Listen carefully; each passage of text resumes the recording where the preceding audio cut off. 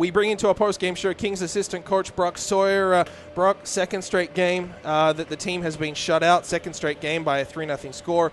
3 straight losses and only 2 goals in those last 3 games. Let's talk offense, because it's something that, as we said a little bit earlier in our post-game show, has been something that could be trusted. Certainly earlier in the season when the Kings were rolling, they were good for those 4 goals. We had the 7-0 against Alberni, the 7 goals against Coquitlam.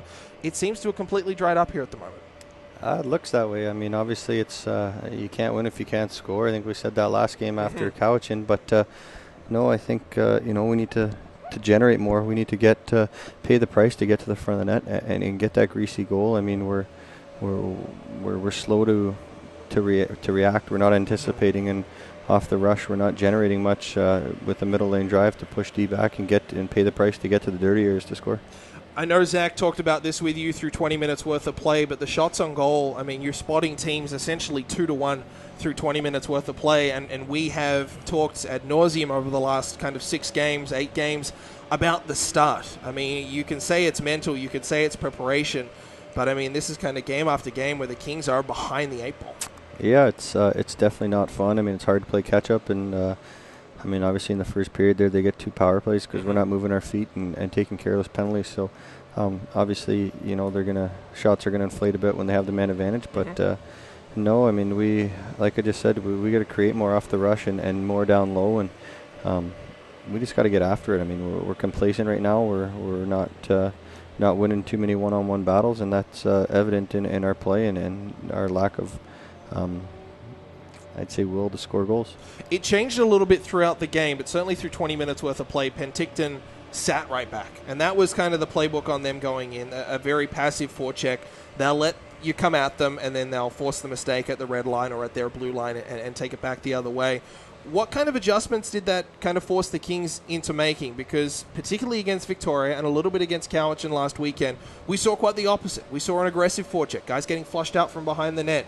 I guess what adjustments, and I guess how did the Kings adjust to that? Well, you want to play like you're playing against a team that's going to sit back and wait. And I mean, obviously they have to with basically 11 forwards and 5D. They have to slow the pace of play down so you can hear them yelling all over the ice. But we just adjusted, tried to get our D to move the puck up quick. And yeah, things aren't going to be there. Passes aren't going to be there. Just move your feet and take that extra step to get to the red line and chip it deep, and then make sure that our guys are moving to go get it. And again tonight we were soft. We weren't moving our feet and really winding up to get our speed to go back and get those pucks. We weren't hungry for pucks, and that showed. It might not be your area of expertise as a defenseman in your playing days, and I know you're coaching the defense now, but we talked a lot about face-off tonight, and you say you can't win hockey games without scoring goals, and it's tough to score goals when you don't have the puck. And Penticton +8 through 40 on the face-offs in terms of win-loss. I didn't see the final number through 60, but that's also something that we've kind of honed in on over the last couple of games is readiness off the draw. And Kent Lewis even said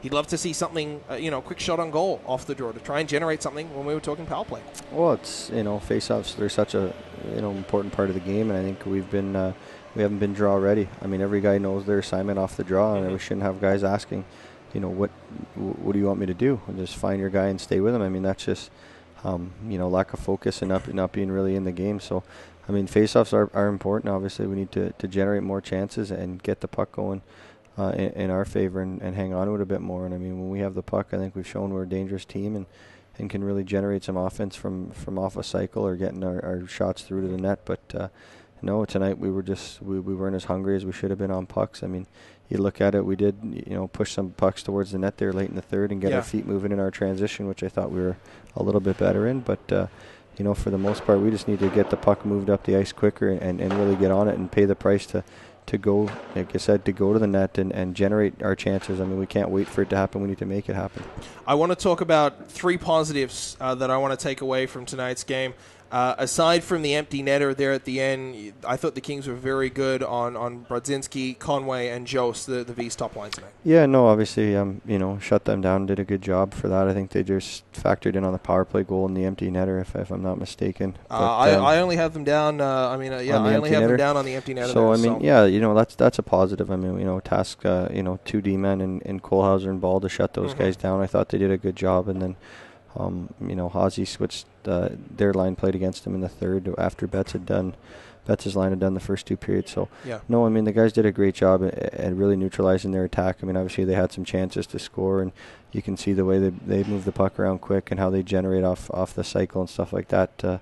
Really finding those bubble areas, those quiet spots in the ice to get their shots. But no, I mean, we just got a little bit caught up puck watching too much in the first, and it continued in the second a little bit. I thought in the third when we were a little bit hungrier and we were meaner, we really we were getting pucks back and winning battles and really eliminating their chances towards the net. 31 saves tonight for Jeff Smith. A lot of them very, very, very good.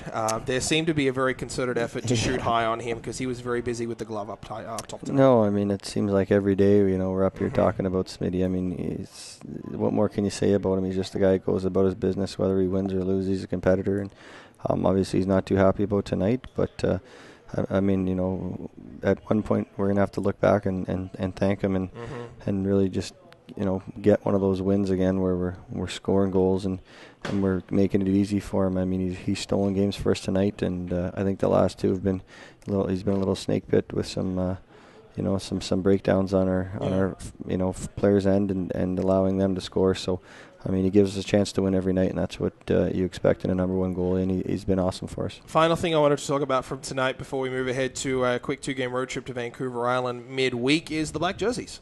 Received a pretty good reception from the fans here in attendance. Just your thoughts on them? I thought they look real sharp from up here.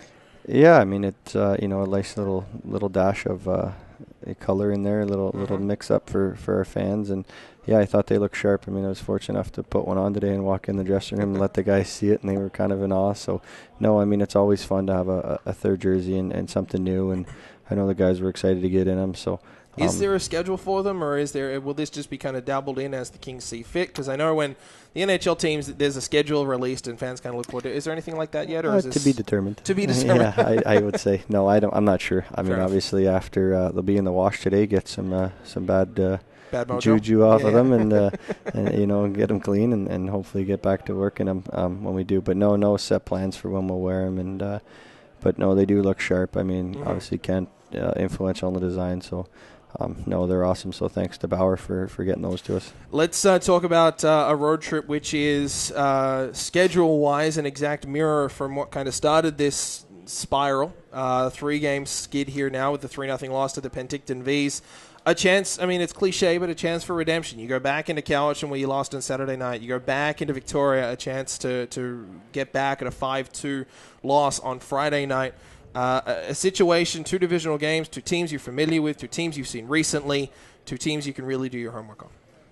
Yeah, I mean, we just need to obviously come in and get back to what made us so successful at the beginning of the year, and that was being hungry on pucks and really generating our own chances. We weren't waiting for things to happen like we have been the last couple of games, and it's they're tough buildings to go in and win, obviously on the road, but.